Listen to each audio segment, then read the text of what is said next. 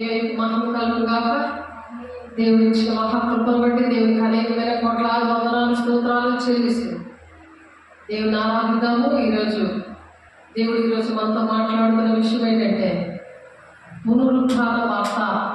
ఈ వార్తని మనం ప్రతి దినము కూడా ప్రకటించే వార్త ఇది, పునరుత్థాన వార్త. దేవునికి మహిమ కలుగును గాక. దేవుడు మరి అర్హత లేని నన్ను ఎన్నుకున్న నా దేవుడు, యోగ్యత లేని నన్ను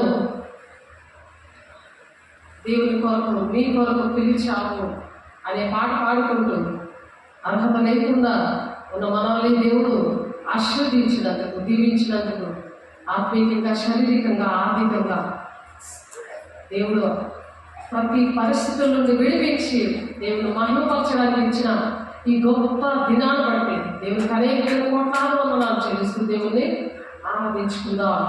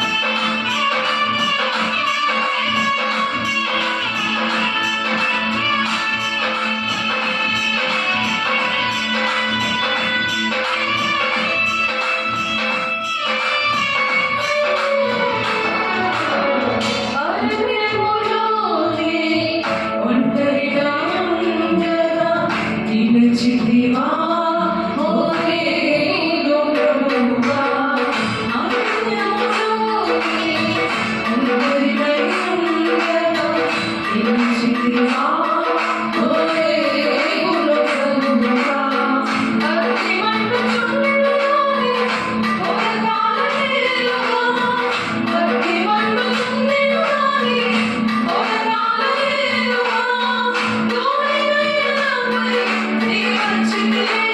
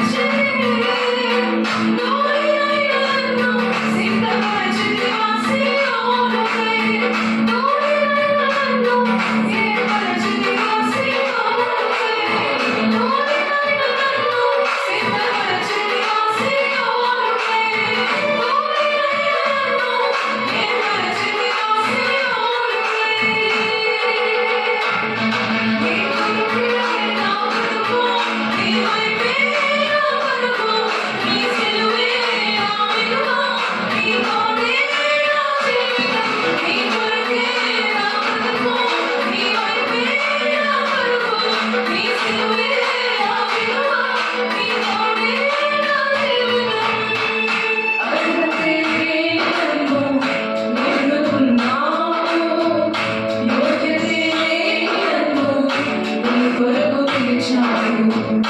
అర్హతే లేదెన్నో ఎందుకున్నావు, యోగ్యతే లేదెన్నో నీ కొరకు పిలిచాడు.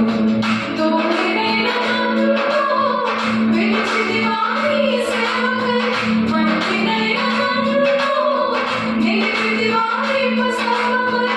తోడినైన నన్ను విడిచితివా నీ సేవకై, మట్టినైన నన్ను నిలిపితివా నీ పస్తంభమై. నీ కొరకే నా బ్రతుకు, నీ వైపే నా పరుగు, నీ సిలువే నా విలువ, నీ తోడే నా జీవితం. నీ కొరకే నా బ్రతుకు, నీ వైపే నా పరుగు, నీ సిలువే నా విలువ, నీ తోడే నా జీవితం. నీ కొరకే నా బ్రతుకు, నీ వైపే నా పరుగు, నీ సిలువే నా విలువ, నీ తోడే నా జీవితం. నీ కొరకే నా బ్రతుకు, నీ వైపే నా పరుగు, నీ సిలువే నా విలువ, నీ తోడే నా జీవితం.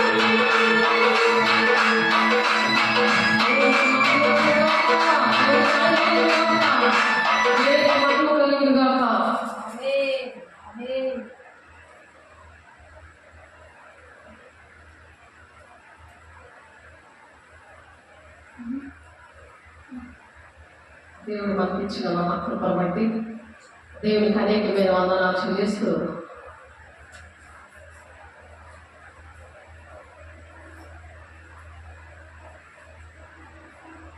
దేవుడు పునరుత్థాన వార్తని ప్రకటించడానికి మరి దేవుడు మనల్ని ఎంచుకున్నాడు. యెషయా గ్రంథంలో ఆ మాట ఉంటుంది, మరి నీవు నా సొత్తు అని చెప్పి దేవుడు మనల్ని తెలుసుకున్నాడు, దేవుడు ఇష్టపడ్డాడు.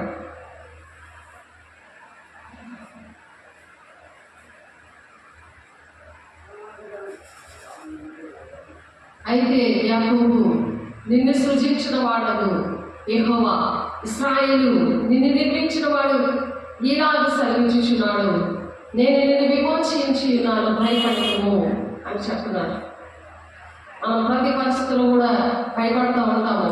ఏ శోధన వచ్చినా సరే దేవుడు పిలుచుకున్నాడు అనే పరిస్థితులు పక్కన పెట్టుకొని ప్రతి విషయంలో కూడా భయపడుతూ ఉంటాం. కానీ దేవుడు పేరు పెట్టి నేను పిలుచున్నాను, నీవు నా సొత్తు అంటున్నాడు.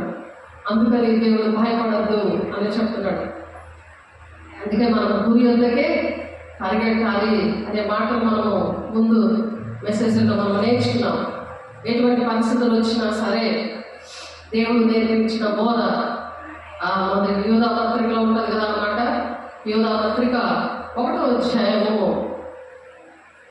3వ వచనంలో ఉంటుంది, ప్రియులారా మనకందరికీ కలిగిన రక్షణ గురించి మీకు రాయబడిన విశేష ఆసక్తి గలవాలనే ప్రయత్నపడుచుండగా పరిశుద్ధులకు ఒకసారి అప్పగింపబడిన బోధ నిమిత్తము మీరు పోరాడవలని మిమ్మల్ని వేడుకొనుచు మీకు వ్రాయవలసి వచ్చాను అని చెప్పినారు. పోరాటం అనేది ఉండదు కాబట్టి భయపడకు అని చెప్తున్నారు. ఎందుకంటే నేను పేరు పెట్టి పిలిచాను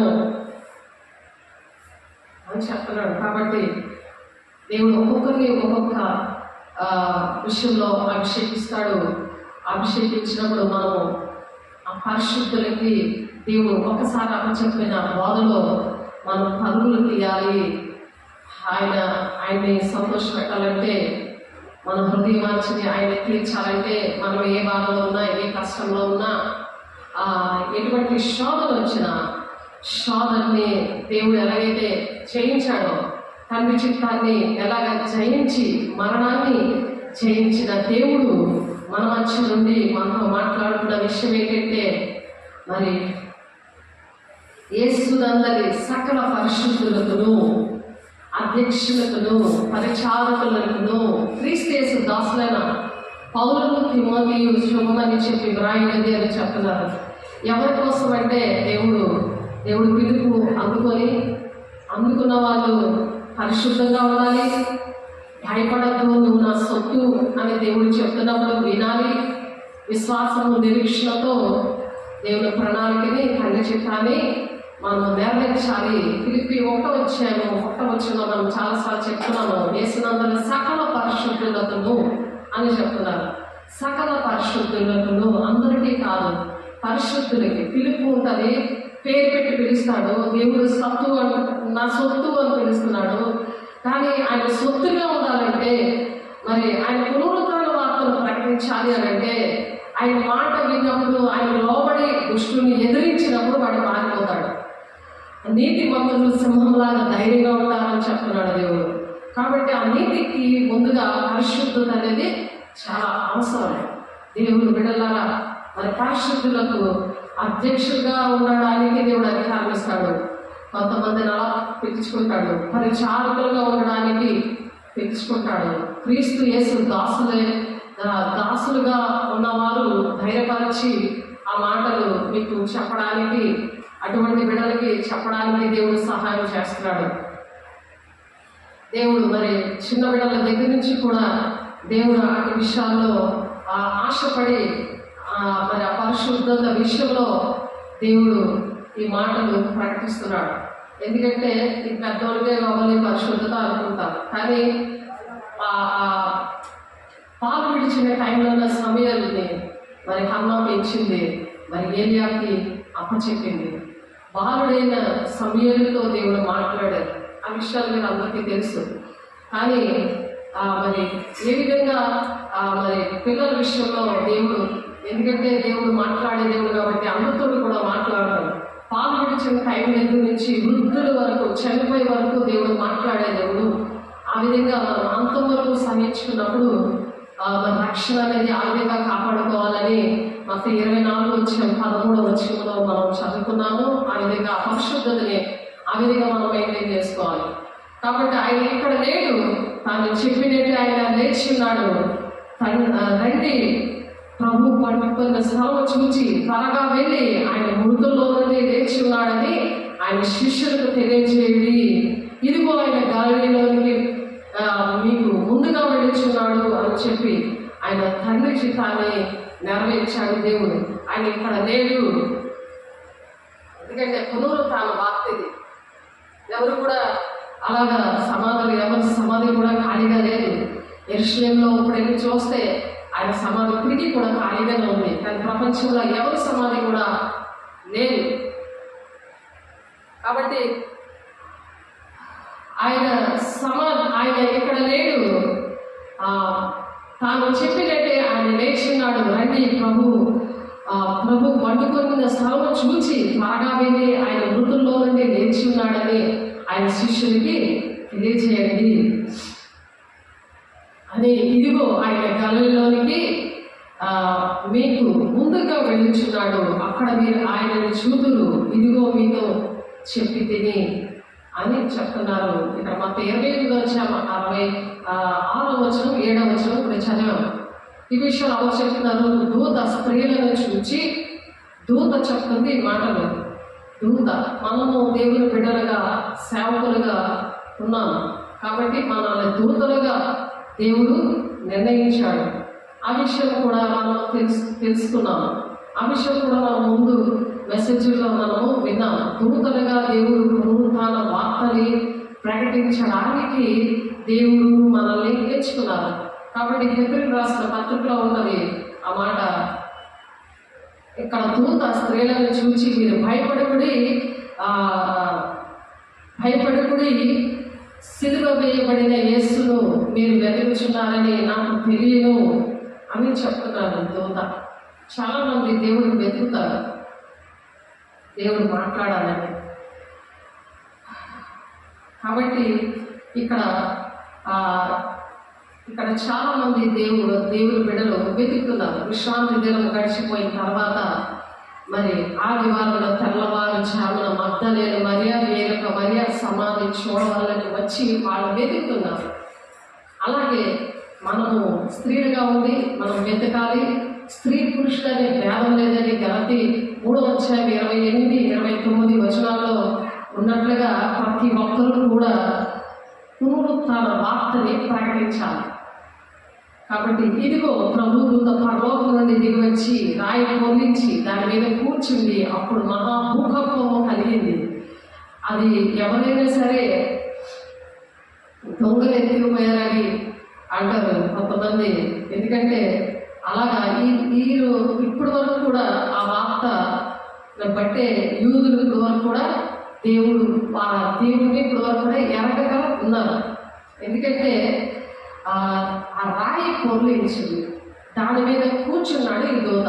అప్పుడు మహాభూకంపం కలిగింది. ఆ భూకంపము కలిగి ఆ దూత స్వరూపము మెరుపువలే ఉంది. అతని వస్త్రము హిమమంత తెల్లగా ఉంది. ఆ దూత స్వరూపం అలా ఉంది. అలా మనం పరిశుద్ధతని కాపాడుకోవాలి. ఆ దూత ఎలాగైతే పరిశుద్ధంగా ఉందో, ఎందుకంటే దేవుని పునరుత్థాన వార్తని ప్రకటించాలి అని అంటే పరిశుద్ధత అనేది చాలా అవసరం. ఒట్టినే ప్రకటించేస్తే అవ్వదు. అందుకనే దేవుడు పరిశుద్ధాత్మను పొందుకునే మరి మేడగదిలో శిష్యుల్ని పంపించాడు. కాబట్టి అలాగే మనం పరిశుద్ధాత్మను పొందుకొని మరి 2 కొరింథీ 4:16 ఉన్నట్టు బాహ్య పురుషుడు బలహీనంగా ఉన్నా సరే అంతరంగ పురుషుడు దినదినము నూతన పరచబడుతున్నప్పుడు, ఆ పరిశుద్ధతను మనం కాపాడుకుంటున్నప్పుడు దేవుని పునరుత్థాన వార్తని మనం ప్రకటించాలి. అది దేవుడు మనకి హోంవర్క్ ఇచ్చారు. అదే గ్రేట్ కమిషన్. సర్వలోకాలకు వెళ్ళి సర్వ సృష్టికి మీరు సువార్త ప్రకటించండి అని చెప్పారు. నా మూలంగా మీరు బాప్తీసాలు ఇవ్వండి అని చెప్పారు.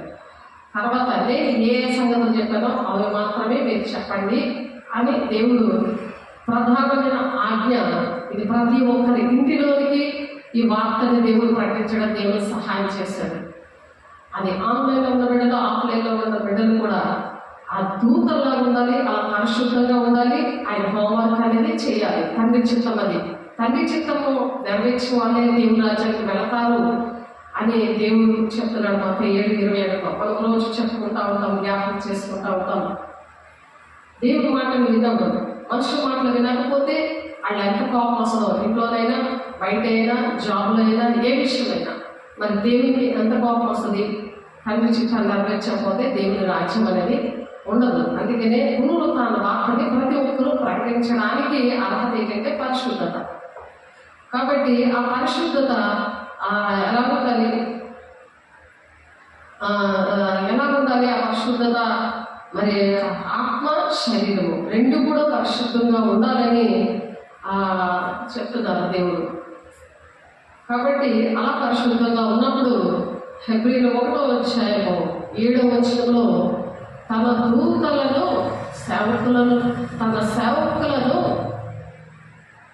తన దూతలను వాయువులుగాను తన సేవకులను అగ్నిజ్వాలగానే చేసుకున్నవాడు అని తన దూతల గురించి చెప్పుచున్నాడు.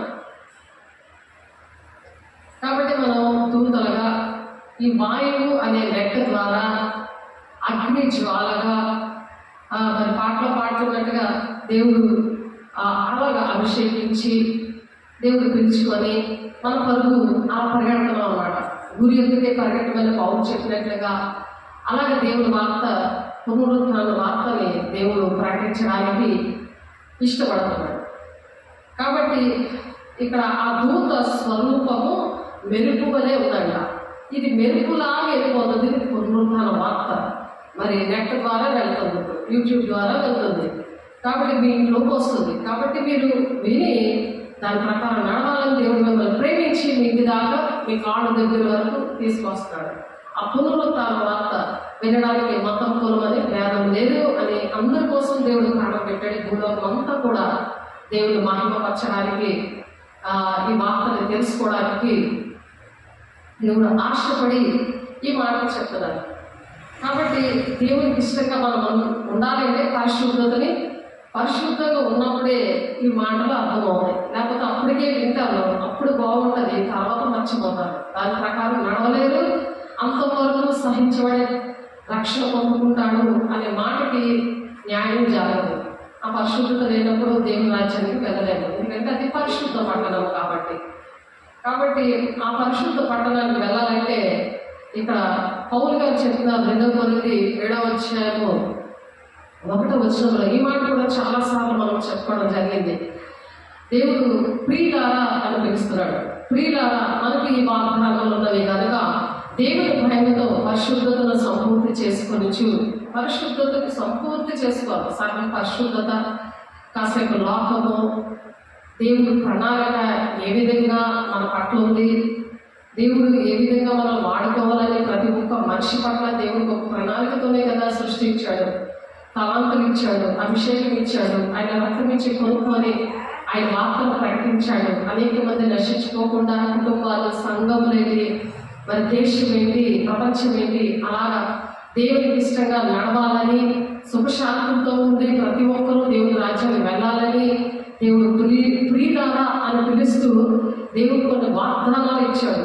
జనవరి 1 తీసుకునే వాగ్దానాలు అది సంవత్సరం అంతా కూడా మరి ప్రతిరోజు కూడా సాక్షిగా ఉండాలి. ఆ వాగ్దానం నెరవేర్పులోనికి రావాలి.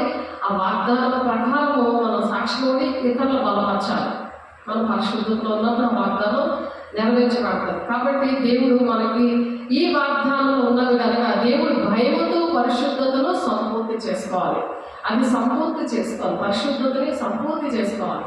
సగం పరిశుద్ధత, సగం లోకము, అపవిత్రాత్మ, అపవిత్రమైన పనులు అలాంటివి చేయకూడదు.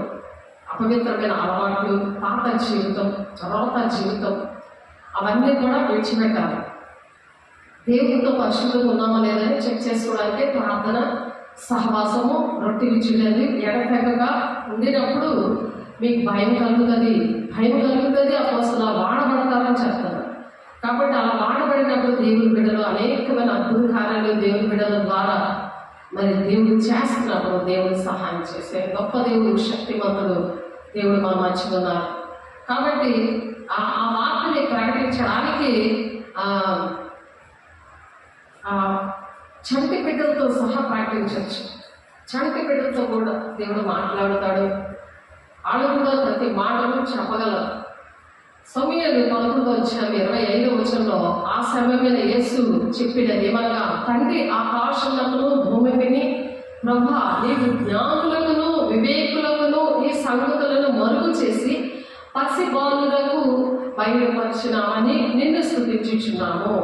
పసి బాలుడిని దేవుడు బయలుపరుస్తాడంట.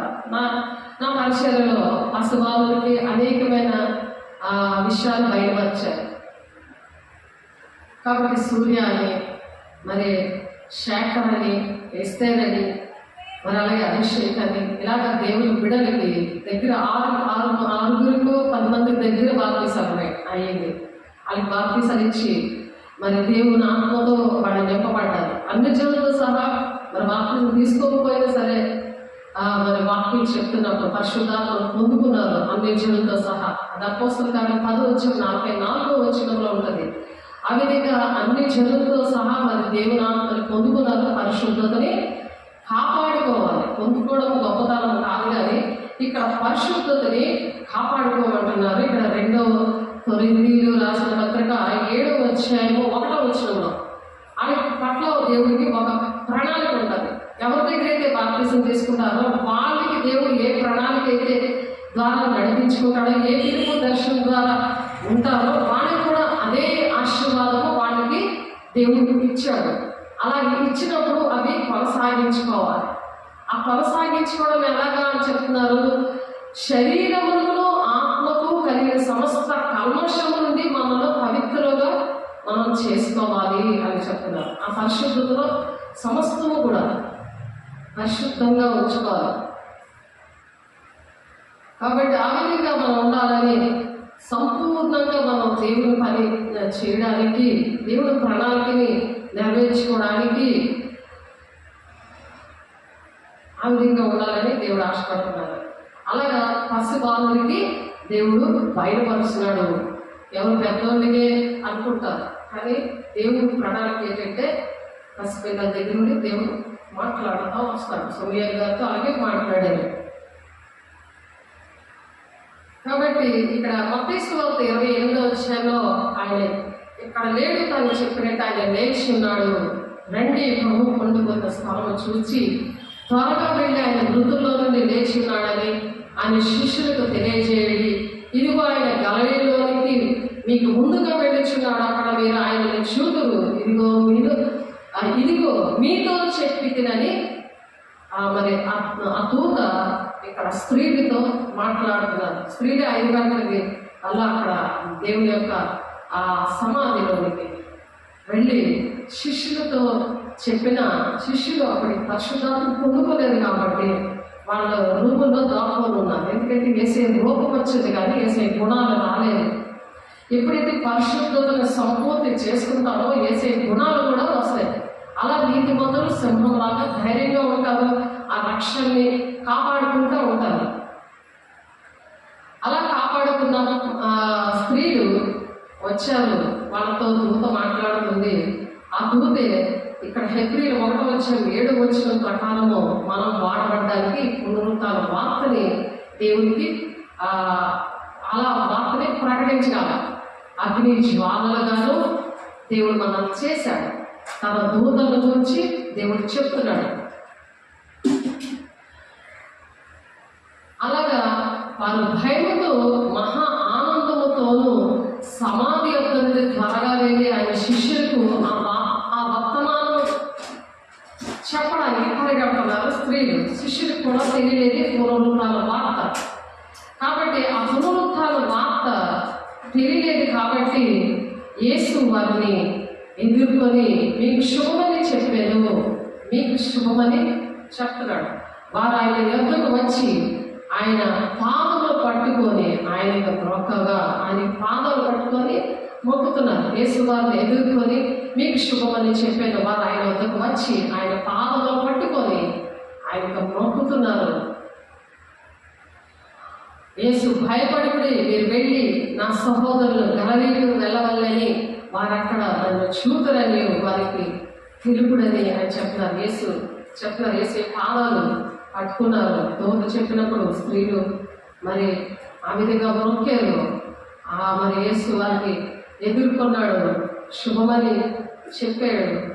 మరి వారు ఆయన యొద్దకు వచ్చి ఆయన పాదాలు పట్టుకొని ఆయనకు మొక్కారు. మరి పునరుత్థాన వార్త ప్రకటించడానికి దేవుని స్త్రీలకు ఆ గొప్ప అవకాశం ఇచ్చాడు. కాబట్టి ప్రతి ఒక్క చర్చలో కూడా స్త్రీలే ఉంటారు. మరి దేవుని వార్త కూడా ప్రకటించడానికి ఆకే ఒక కన్నీరు, వేదన, దుఃఖము అనేది వాళ్ళకే దేవుడు ఎక్కువ పెట్టారు. వాళ్ళ ఇంట్లోనే బయట అన్ని కూడా చేయగలిగే సామర్థ్యత కూడా దేవుడే ఇచ్చారు.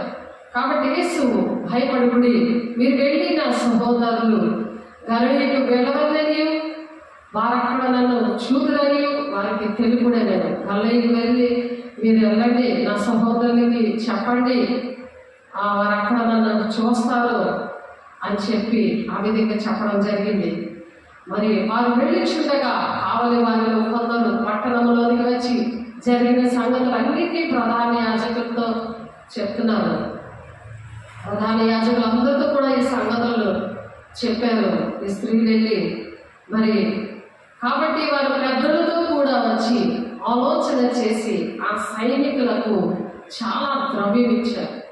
ఆ సైనికులకి ఏం చేశారంటే ఆ పెద్దలు ఏం చేశారు, పెద్దలతో కూడి వచ్చి ఆలోచన చేసి ఈనాడు కూడా పెద్దలు ద్రవ్యం ఇస్తున్నారు దేవుని మాటల కోసం. ఏదో వ్యాపారంలాగే దేవుడు పని చేయడానికి, దేవుని వార్తను ప్రకటించడానికి ద్రవ్యం ఈనాడు కూడా అలాగే ఇస్తున్నారు. ఆనాడు ఏ విధంగా పెద్దలందరూ కూడి ఆలోచన చేస్తున్నారో అలాగే ఆలోచన చేస్తున్నారు. పదవుల కోసము దేవుని మాటలు ప్రకటించాలన్న దేవుని మాటలు మనుషులు కల్పించే పద్ధతులు, దైవోపదేశాలను వ్యర్థంగా ఆరాధించడానికైనా ఆ పదవులు మరి మైండ్తో చేస్తున్నారు. కాబట్టి వారు పెద్దలతో కూడి వచ్చి ఆలోచన చేసి ఆ సైనికులకు చాలా ద్రవ్యం ఇచ్చి మేము నిద్రపోవచ్చుండగా అతని శిష్యులు రాత్రి వేళ వచ్చి అతన్ని ఎత్తుకొని పోయిరని మీరు చెప్పుడి అని డబ్బులకి ఏ పనైనా చేయడానికి ఈ దినాల్లో ప్రతి ఒక్కరు కూడా సిద్ధపడిపోతున్నారు. మతం, కులం, వ్యాధులు లేకుండా అందరూ కూడా సిద్ధపడిపోతున్నారు. ఆనాడు ఏ విధంగా దేవుని వార్తలు ప్రకటించలేదో, పరిశుద్ధత లేనప్పుడు ఆనాడు ఏ విధంగా ఇలాగా జరిగిందో దేవుడి విషయంలో దేవుడు పరిశుద్ధంగా పుట్టి ఆ పరిశుద్ధమైన రక్తము ద్వారా ప్రాణం పెట్టి మరి ఆయన తిరిగి లేస్తాననే వాగ్దానాన్ని శిష్యులతో చెప్పారు, కానీ పరిశుద్ధాత్మను అప్పటికి వాళ్ళు పొందుకోలేదు కాబట్టి దాక్కొని ఉన్నారు. కానీ స్త్రీలు మాత్రము నీతిమంతుడు సింహంలాగా ధైర్యంగా ఉన్నట్టు వాళ్ళైతే ధైర్యంగా వచ్చారు. ఈనాడు కూడా స్త్రీలు అలాగే ధైర్యంగా పరిచర్య చేస్తున్నారు. దేవుడిని ప్రేమించి కన్నీరు కాలుస్తూ ఉంటారు. ప్రతి క్షణము ఎవరికి బాగోలేకపోయినా, ఎవరి పరిస్థితులు ఎలా ఉన్నా సరే వాళ్ళ విషయంలో చాలా వేదన పడుతూ ఉంటారు. ఎందుకంటే ప్రసవ వేదన ఇచ్చాడు కదా దేవుడు, అది దేవుడి విషయంలో ఇంకా ఇచ్చారు. ఇంకా 4:10 ఉన్నది, ప్రసవ వేదన కలిగి బిడ్డలను అప్పుడు నీకు శత్రువు నుండి నేను విడిపిస్తాను. అది ప్రీతికరమైన సేవ. అది దేవుడికి ప్రీతికరంగా ఉంటే శత్రువు కూడా దేవుడు మిత్రులుగా చేస్తానంటున్నాడు. అలాగా దేవుడు ఆశీర్వదించాడు స్త్రీలని. ఇది అధిపతి చెవిని పడిన ఎడల మేము అతన్ని సమ్మతి పరిచి మీకేమీ తొందర కలగకుండా చేయమని అలా చెప్పారు. అధిపతి చేతిలో పడితే మీ పరిస్థితులు ఏమి కూడా ఏమైనా అవుతే వాళ్ళు అలా కూల్ చేస్తాం. సమ్మతి పరిచి మీకేమీ తొందర కలగకుండా చేయమని చెప్పాను. అప్పుడు వాళ్ళ ద్రవ్యము తీసుకొని తమకు బోధింపబడిన ప్రకారం చేశారు. ఏ బోధ విషయంలో మరి పెద్దలు మరి శిష్యులుగా ఉన్న వాళ్ళు, విశ్వాసంతో ఉన్న వాళ్ళు బోధిస్తే అవే బోధ, వాళ్ళే గురువు. దేవుడు పక్కన పెట్టేసి ఆ గురువు చెప్పినట్టే వింటున్నారు తప్ప నేను పర్సనల్గా దేవుడితో మాట్లాడతాను, పర్సనల్గా నేను వాక్యంలో ఎలా ఉందో అలా నడుస్తాను, పర్సనల్గా దేవుడు నన్ను దేనికి ఎంచుకున్నాడో, ఏ ప్రణాళిక మీద నన్ను ఎంచుకున్నాడో, ఆయన తండ్రి చిత్తం నా పట్ల ఏంటి అని ఆలోచనే లేదు ఎక్కడ కూడా. ఈ దినాల్లో చాలా 99% అలాగే దేవుడు తొక్కుబడి ఈ మాటలు చెప్తున్నారు. గురువును వెంబడిస్తున్నారు, కానీ దేవుడు వెంబడించట్లేదు. వాక్యానుసారంగా నడవడానికి వాక్యాన్ని చూడట్లేదు, వాక్యం పట్టుకుని దేవుడితో నడవట్లేదు. ఎందుకంటే పరిశుద్ధత లేకుండా దేవుడిని చూడలేదు. మరి దేవుడు ఎలా మాట్లాడుతున్నాడు? దేవుడు సామాన్యంగా వినగలరు అటువంటి సాక్ష్యాలే లేవు. ఎప్పుడో రక్షణ పొందుకున్నాం అంటే సరిపోలేదు, రక్షణ పొందుకుంటే అయిపోయింది అనుకుంటున్నారు. కానీ దినదినము నూతన పరచబడాలి. వాక్య పురుషుడు కృషించుచున్నాను. ఏదైనా దేవుడు మాట చెప్పారంటే 3 రోజులు పడుకుంటున్నారు. 3 రోజులు పడుకొని మళ్ళీ ఇంటికి బయటికి రారు. ఎందుకు? అర్హత లేకుండా దేవుడు పని చేస్తే, ఆయన శుభవార్త పునరుత్థాన వార్తను చాటిస్తే, మరి దేవుడు మేడగద అనుభవంలో నేర్పించారు కదా, మీరు యెరూషలేము వెళ్ళకుండా మీరు దేవుని యొక్క ఆత్మను పొందుకున్నాక మీరు వెళ్ళండి. అగ్ని జ్వాలం అంటే ఆత్మను పొందుకొని మరి ప్రపంచం అంతా కూడా దేవుని మాటలు ప్రకటించారు దేవుని శిష్యులు.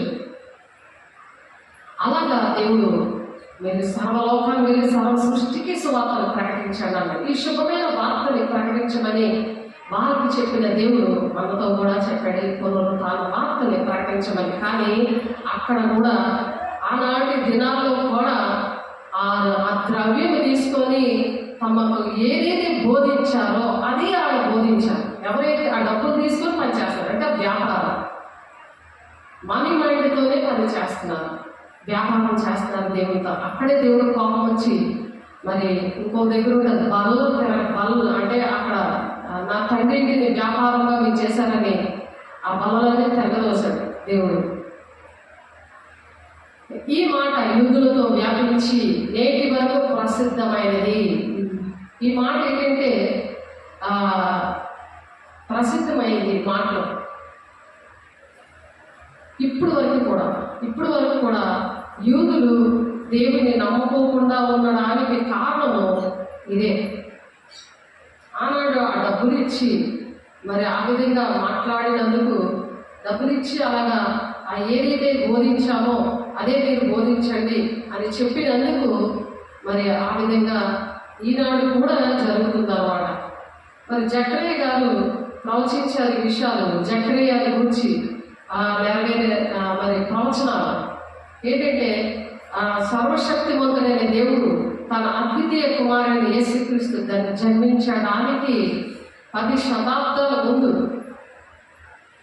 మరి ఆయన జనాన్ని గురించి, మరణాన్ని గురించి, మరి జీవితంలో సంభవించే ప్రధానమైన అంశాల గురించి మరి యూద సమాజంలో తన ప్రవక్తల ద్వారా లోకానికి తెలియజేశాడు. అప్పుడు తెలియజేసినవి మరి సందేహానికి తావు లేకుండా అవి యేసు క్రీస్తు జీవితంలో అవి నెరవేర్పు జరిగాయి. జకర్యా ప్రవచించారు, అవి నెరవేరాయి.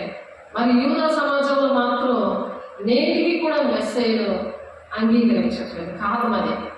ఇక్కడ మనం చూసాం కదా, మొత్తం 28వ అధ్యాయంలోని 15-16 వచనాలలో మరి ఆ పెద్దలు కూడి వచ్చి ఆలోచన చేసి ఆ సైనికులు చాలా ద్రవ్యం ఇచ్చారు. 12వ వచనంలో ఆ పెద్దలు, అటువంటి పెద్దలే ఈ దినాల్లో కూడా ఉన్నారు. గురువుల్లాగా ఉన్నారు. గురువులకి తర్వాత పెద్దలు, ఒక్కొక్క సంస్థ దాని గురువులు పెద్దలు. ఆ పెద్దలు చక్కగా స్పెషల్గా సెలబ్రిటీలుగా ఉంటున్నారు.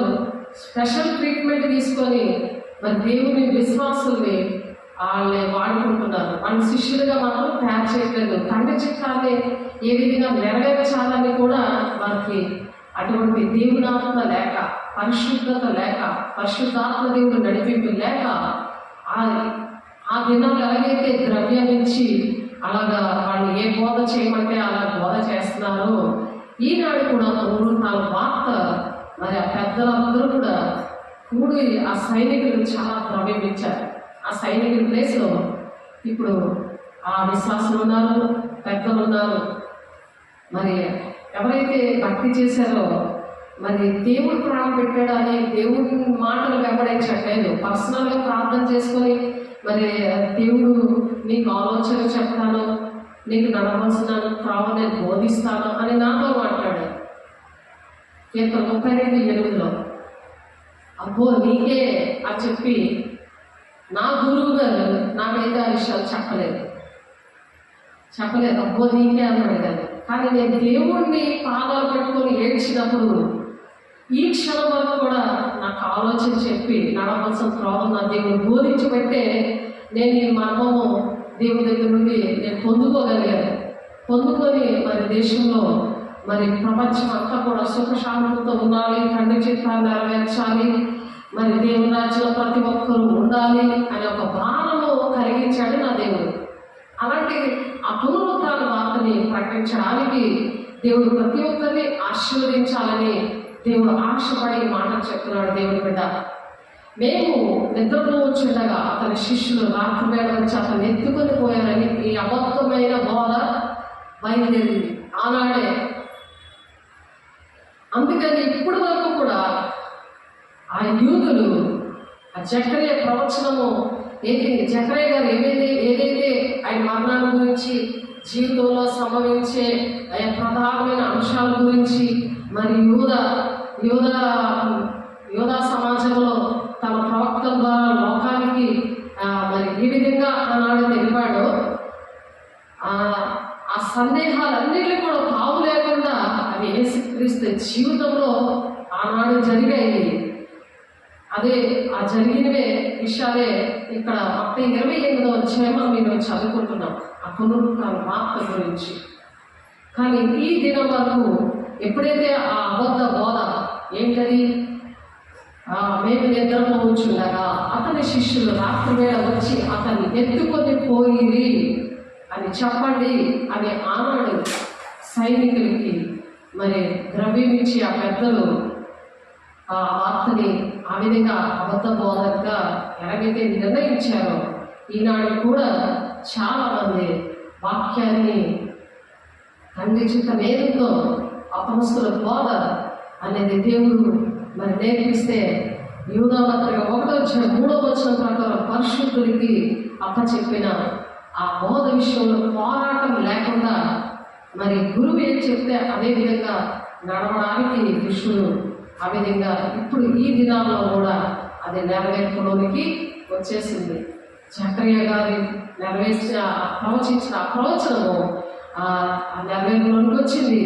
ఆఖరికి ఇశ్రాయేలు ప్రజలు దేవుడు ఎంత దీవించాడో, ఆశీర్వదించాడో, ఆశీర్వాదకరమైన జనాంగము అని చెప్పిన ఆ యూదా జనాంగము నేటికి కూడా ఇప్పటికీ కూడా మెస్సయాన్ని అంగీకరించడం అంగీకరించకుండా మెసేజ్ గురించి వాళ్ళు ఏమనుకుంటారంటే ఇంకా వస్తాడు అని ఎదురు చూస్తున్నారు. కాబట్టి మెసేజ్ ఆనాడు ప్రవచన మెసేజ్ గురించి మరి ఆ ప్రవచించిన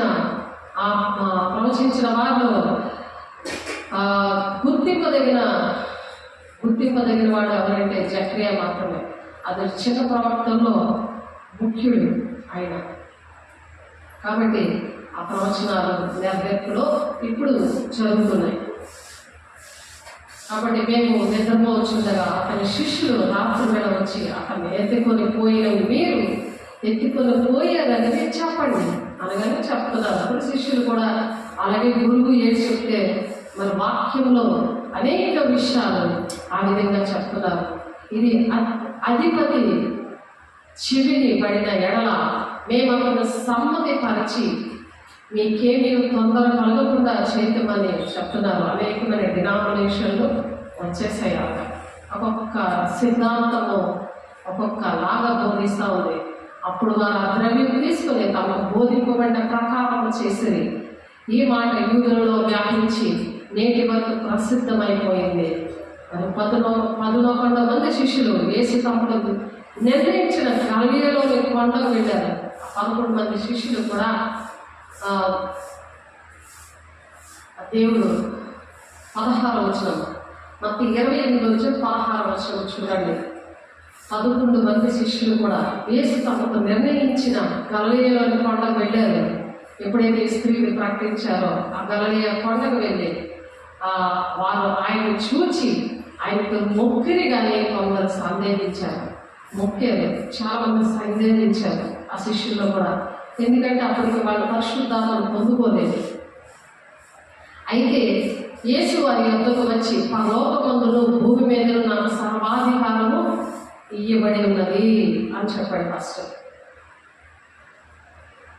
సర్వాధికారం పరలోకమందు భూమి మీద నాకు సర్వాధికారం ఉంది. ఎందుకంటే మరణాన్ని ఆయన జయించాడు. అందుకంటే సర్వాధికారం నాకున్నది అని చెప్తున్నాడు. మనం కూడా అలాగే దేవుడు ఆ సర్వాధికారము మనకు కూడా ఇవ్వడానికి శిష్యులుగా చేయండి, మీరు పరిశుద్ధంగా ఉండండి. మరి దేవుడు పరిశుద్ధుడు కాబట్టి ఆయన యూదుడిగా ప్రవక్తగా ఉండకుండా ఎందుకు దేవుడు అయ్యాడంటే తండ్రి చిత్తాన్ని ఆయన నెరవేర్చాడు. ఆయన మరణం మీద జయించాడు. మనకు కూడా అటువంటి పునరుత్థానం ఇచ్చాడు. ఆ పునరుత్థాన బలం కోసము మనం దీని ముందు మెసేజ్లో చెప్తున్నాము. ఈ పునరుత్థాన వార్తలో 3 వార్తలు ఉన్నాయి. ఒకటి తాత్కాలికమైన పునరుత్థానము, తర్వాత శివ పునరుత్థానము అని చూద్దాము. మత్తయి సువార్త 5వ అధ్యాయంలో ఉంటుంది. చూడండి, మత్తయి సువార్త 5వ అధ్యాయంలో 28-29 ఉంటుంది అన్నమాట. మేలు చేసిన వారు జీవ పునరుత్థానానికి, కీడు చేసిన వారు తీర్పు పునరుత్థానానికి వెళ్తారు. 2వ పునరుత్థానం ఏంటి? మనం మేలు చేసామనుకోండి, వాక్యానుసారంగా నడిచినప్పుడు మేలు చేయగలం, లేకపోతే మనీ మైండ్తోనే బతుకుతారు. భోజనాలకి డబ్బులకి ఆశపడి పునరుత్థాన వార్తన ప్రకటించినప్పుడు చీకట్ల పట్టి 4 రోజులు పడుకొని బీపీలు, షుగర్లు, హార్ట్ పేషెంట్ లాగా ఎందుకు అవుతున్నారంటే కారణం ఏంటంటే ప్రకటన ప్రార్థన కూడా పాపం అయిపోతుందని 109వ కీర్తన 6వ వచనంలో ఉంటుంది. ఎందుకంటే అపవాది తన కుడి పార్శ్వాన కూర్చుంటాడు. వాడు ప్రార్థన చేసేప్పుడు పాపం అయిపోద్ది అని ఉంది. మరి అలాగే కీర్తన గ్రంథంలో 16:8లో దేవుడు మన కుడి పార్శ్వాన ఉంటే మరి ఎలా ఉంటుందంట? మన శరీరము సురక్షితంగా నివసిస్తుందట. ఇప్పుడు కుడి పార్శ్వాన దేవుడు ఉన్నప్పుడు అనారోగ్యం రాదు. పరిశుద్ధతో ఉండి దినదినము కూడా లోపలపరచబడినప్పుడు మరి అటువంటి అనారోగ్యాలు రావు. ఎందుకంటే పాపానికి జీతం మరణాల ముందు అనారోగ్యం వస్తుంది. ఆ అనారోగ్యం రావడానికి కారణాలు ఏంటంటే అభిషేకం లేక. ఎవరైతే అభిషేకంతో దేవుని వార్తను ప్రకటిస్తారో, పునరుత్థాన వార్తని ఆయన సువార్తను ప్రకటించమని చెప్పారు కదా. మీరు వెళ్ళి సమస్త జనులను శిష్యులుగా చేయండి అని మొత్తం 28 వచ్చాయి, 18, 19, 20 వచనాల్లో ఉందండి ప్రధానమైన ఆజ్ఞ. కాబట్టి ఈ పునరుత్థాన వార్తలో తాత్కాలికమైన పునరుత్థానం ఉంది. మరి ఇంకా ఏముంది? మేలు చేసిన వారు జీవ పునరుత్థానము, కీడు చేసిన వారు తీర్పు పునరుత్థానముకు బయటికి వచ్చారు. మేలు చేసిన వారు జీవ పునరుత్థానం ఉంటుంది, రెండవదిగా జీవ పునరుత్థానము, మరి తీర్పు పునరుత్థానము. కాబట్టి ఈ 2 పునరుత్థానాలు ఉన్నాయి. కాబట్టి ఈ మేలు చేయడమే మనం నేర్చుకోవాలి. తీర్పుకు వచ్చినట్లు మనీ మైండ్తో చేసినప్పుడు, అభిషేకం అనేది లేకుండా చేసినప్పుడు, మనం దేవుని వాక్యాన్ని కరెక్ట్గా బోధించినప్పుడు ఎంత ఇటువంటి ప్రాబ్లమ్స్ అనేవి ఉండవు. కాబట్టి మత్తయి సువార్తలో చెప్తున్నారు కదా, మత్తయి సువార్తలోని మరి 28వ అధ్యాయంలో దేవుడు ఇచ్చిన ఆజ్ఞ, ప్రధానమైన ఆజ్ఞ, అది పునరుత్థాన వార్తని ప్రకటించమని అక్కడ దేవుడు ఆజ్ఞ ఇస్తున్నాడు. ప్రతి ఒక్కరికి కూడా చిన్న పెద్ద తేడా లేకుండా, స్త్రీ పురుషులని తేడా లేకుండా చెప్తాడు. అది 18వ వచనం నుంచి చూడండి, 28 మత్తయి సువార్త 18వ వచనం. ఇది అందరికీ తెలిసిన విషయమే. ఈ ప్రధానమైన ఆజ్ఞని మనం బాగా తండ్రి చిత్తం అన్నమాట. ఇది మనం పరిశుద్ధంగా ఉండి దేవుని అభిషేకంతో చేయవలసిన విషయం ఇది. యేసుక్రీస్తు జనన విధి ఎట్లనగా, ఆ జనన విధి మరి ఎలా ఉందో, మరి ఆయన మరణము ఎలా ఉందో, ఆయన తండ్రి చిత్తము నెరవేర్చి ఆయన ఏ విధంగా ఈ పునరుత్థాన వార్తను ప్రకటించమన్నారో స్త్రీలకు మొదటిగా చెప్పారు. అది ప్రకటించడానికి దేవుడు మరి అటువంటి అవకాశం ఇచ్చారు. అందుకే అర్హత లేని నన్ను ఎన్నుకున్నామని మనం పాడుతున్నాం. మనకు అర్హత అయితే లేదు, స్త్రీలుగా మాకైతే అర్హత లేదు, మరి పురుషులకు కూడా అర్హత లేదు, చిన్నపిల్లలకు కూడా అర్హత లేదు, ఏ మతం కులంలో ఉన్నా కూడా అర్హత లేదు. కానీ దేవుడు అర్హత ఇచ్చాడు, దేవుని బిడ్డ అర్హత ఇచ్చాడు. పరిశుద్ధంగా ఉంది, దేవుని అభిషేకంతో ఉంది, దినదినము నూతనపరచబడుతూ మత్తయి దేవుడు చెప్పిన 2 కొరింథీ 4:16 ప్రకారం అలాగా పరిశుద్ధంగా ఉంటూ చేసుకునే పరిచర్య. ఏమి సేవది మనీ మైండ్తో చేసేది కానే కాదు. కానీ దేవుడు ఎవరైతే నీతిని, రాజ్యాన్ని మొదలు వెతుకుతారో, నీ పర్లకు తనకు తెలుసు, నీకేది కావాలో ఆయన ఇస్తాను అంటున్నాడు ఆయన. కాబట్టి మనకేది కావాలో అది ఎప్పుడు ఇస్తారంటే, మనం తండ్రిని మనం అడిగినప్పుడు ఇస్తారు. ఈ గ్రేట్ కమిషనర్ అనేది మరి ఈ ఆజ్ఞని పాటించాలి ప్రతి ఒక్కరు, ప్రధానమైన ఆజ్ఞ. అయితే యేసు వారి యొద్దకు వచ్చి, పరలోకమందును భూమి మీదను నాకు సర్వాధికారము ఇవ్వబడి ఉన్నది, కాబట్టి మీరు వెళ్ళి సమస్త జనులను శిష్యులుగా చేరి తండ్రి కుమార్తెకు పరిశుద్ధాత్మకు నామములోనికి వారికి బాప్తిస్మం ఇవ్వాలి. అందరికీ అర్హత ఉంది. ఇక్కడ స్త్రీ పురుషులని భేదం లేదని గలతీ 3:28-29 వచనాల్లో ఉంది. ఇంకా అనేక చోట్లలో దేవుడు వాడుకుంటున్నారు. అటువంటి స్త్రీల కోసం చరిత్ర ఉంది, వాక్యంలో కూడా ఉంది. యోహాను సువార్త లాస్ట్ అధ్యాయము లాస్ట్ వచనాల్లో ఉంది. దేవుడు చేసిన కార్యాలు అవి వివరిస్తే ఈ భూరూపమైనదైనా చాలదు అనుందట. అలాంటి కార్యాలు దేవుడు ఆ దినం నుంచి ఈ దినం వరకు కూడా చేస్తున్నాడు. ఆ విషయం హెబ్రీయులకు రాసిన పత్రిక 1వ వచనంలో ఉంది. కాబట్టి నేను మీకు ఏ సంగతులు ఆజ్ఞాపించానో వాటినన్నింటినీ గైకొనవాలని వారికి బోధించండి. ఈ పునరుత్థాన వార్త ఎవరైతే పరిశుద్ధంగా ఉండి పరిశుద్ధాత్మను పొందుకొని దినదినము నూతనపరచబడతారో వాళ్ళకి దేవుడు ఆనందించాడు. బోధించండి అని అందరికీ కాదు, అందరికీ చేసేస్తే వాళ్ళకి చీకట్లు బాగా ఆవరించి అనారోగ్యాలు పెట్టేసి ఇంటిలో గరీబులైపోతుంది, ఊర్లోని దేశంలో కూడా గరీబులైపోతుంది. ఒక యాక్టర్ లాగా ప్రవర్తిస్తారు అంతే. ఒక దేవుని ఆజ్ఞలు పాటించలేదు, ఆయన కట్టడలు, ఆయన విధులు అవి ఏమీ కూడా పాటించలేదు. అలాంటప్పుడు ఆ పని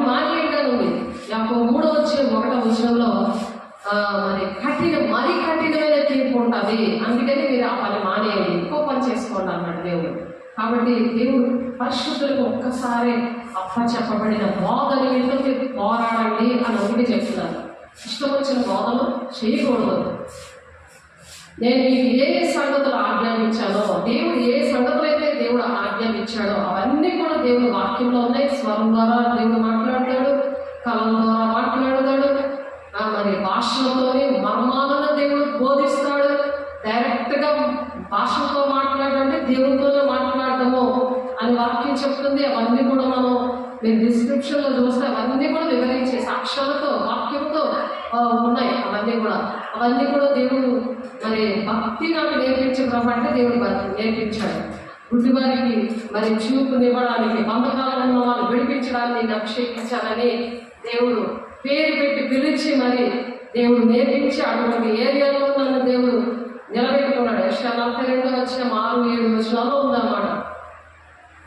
కాబట్టి దేవుడు ఏ విషయంలో నిన్ను పిలుచుకున్నాడు, ఆయన సొత్తని ఏ విషయంలో నీతో మాట్లాడి బలపరిచాడు, అది రోజు కూడా సాధకం చేసుకోవాలి.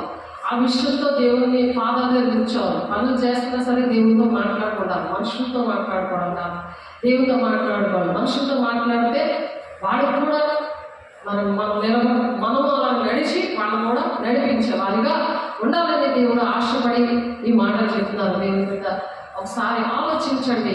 నేను మీకు ఏ సంగతులను ఆజ్ఞాపించినో వాటిని అన్నిటినీ గైకొనవాలని వారికి బోధించింది. ఇదిగో నేను యుగ సమాప్తి వరకు సదాకాలము మీతో కూడా ఉన్నానని వారితో చెప్పాడు. ఎవరైతే అలాగ బోధిస్తారో వాళ్ళతో యుగ సమాప్తి వరకు కూడా మనతో దేవుడు ఉంటాడు. అలా ఉండాలని ఆశపడి దేవుడి మాటలు చెప్తున్నారు. కాబట్టి యుగ సమాప్తి వరకు కూడా దేవుడితో నడవాలి, తండ్రి చిత్తాన్ని నెరవేర్చాలని దేవుడు ఆశపడుతున్నాడు దేవుడి మీద. కాబట్టి ఈ పునరుత్థాన వార్తని ప్రకటించడానికి దేవుడు మనల్ని అభిషేకించాడు. ఆ పునరుత్థానంలో తాత్కాలమైన పునరుత్థానంలో మరి జీవ పునరుత్థానము, మరి మరణ పునరుత్థానం గురించి, తీర్పు పునరుత్థానము, ఈ 3 విషయాల్లో కూడా దేవుడు ఆశీర్వదించి మనం దీవించుగాక. ఇవి రేపటి దినాలు మనం చెప్పుకుందాము. దేవుడి మాట దీవించి ఆశీర్వదించుగాక. ప్రార్థన చేసుకుందాం. పరిశుద్ధుడా, ప్రేమ గల దేవా, అభిషేకుడా, ఈ ప్రేమ గల నామంలో, మహిమ గల నామంలో ప్రభా మమ్మల్ని దీవించి ఆశీర్వదించి నువ్వు మాట్లాడిన ప్రతి మాటను బట్టి నీకు వందనాలు, స్తోత్రాలు చెల్లిస్తున్నాను ప్రభా. అయా తండ్రి, నాయన అర్హత లేని మాకు నా తండ్రి పేరు పెట్టి పెంచుకున్నావు. నీ సొంతైన ప్రజలుగా దీవించావు, ఆశీర్వదించాలి. వందనాలు ప్రభా. ఎవరైతే నాయన నీ బిడ్డలకు మాట వింటున్నారో, ఆయన ఒక తీర్మానంతో ప్రభా తండ్రి చిత్తాన్ని నెరవేర్చాలని ఆశపడుతున్నారు. అయా పరిశుద్ధమైన అయా తండ్రి బిడ్డలైన తండ్రి నాయన లేవనెత్తండి. ఒక్క విషయంలోనే నేను పరిశుద్ధులకి అప్పచెప్పిన బోధన విషయంలో మనం పోరాడడానికి, పరిశుద్ధ వార్తని, పునరుత్థాన వార్తని ప్రకటించడానికి ప్రతి ఒక్కరిని అభిషేకించండి. అటు విధంగా తండ్రి చిత్తాన్ని నెరవేర్చి అయా నీ ఆధ్వర్యంలో పెట్టుకుని ప్రభా నీ సాక్షిగా నిలబెట్టుకుంటున్నందుకు, మహిమ గల ప్రభా మీరు పొందుకుంటున్నందుకు, ఆటల కోసం ప్రతి దురాత్మ శక్తులారా యేసునామములో కాలిపోవాలి. మహిమ గల నామంలో అయా సరి చేసుకోవడానికి మీరు కృప చూపిస్తున్నందుకు మహిమ ఘనత ప్రభావం మీకే ఆరోపించుకుంటూ యేసయ్య పరిశుద్ధ నామములో బ్రతిమాడి వేడుకుంటున్నాము తండ్రి. ఆమేన్. కన్యక దిగన కుమారుని కృప, పరిశుద్ధాత్మ యొక్క నిత్య సహవాసము చేతులెత్తిన బిడ్డ ప్రతి ఒక్క బిడ్డకి, రక్షణలో ఉన్న ప్రతి ఒక్క బిడ్డను కూడా ప్రకటన 2:10 ప్రకారం ఆయన దీవించండి, ఆశీర్వదించండి. మమ్మల్ని అందరూ కూడా బలమైన హస్తాలు పెట్టి ఇంకా రక్షించబడిన వారిని మీరు నా సంఘంలో మీరు చేర్చడానికి గ్లోరీ గాస్పెల్ చర్చ్ ఆర్గనైజేషన్ ఒక నా తండ్రి ప్రణాళికని మీరు నెరవేర్చుకుంటూ సమస్తము సమకూడి జరగడానికి మీరు కృప చూపిస్తున్న ప్రతి ఒక్క బిడ్డకి కూడా సాకార పేరు జీవనంలో పెడుతున్న ప్రతి ఒక్క బిడ్డకి కూడా ఆయన సదాకాలంలో తోడైంది నడిపించబడిన గాక. ఆమేన్. దేవునికి మహిమ కలుగును గాక. God bless you. దేవుడు మిమ్మల్ని దీవించి ఆశీర్వదించును గాక. ఆమేన్.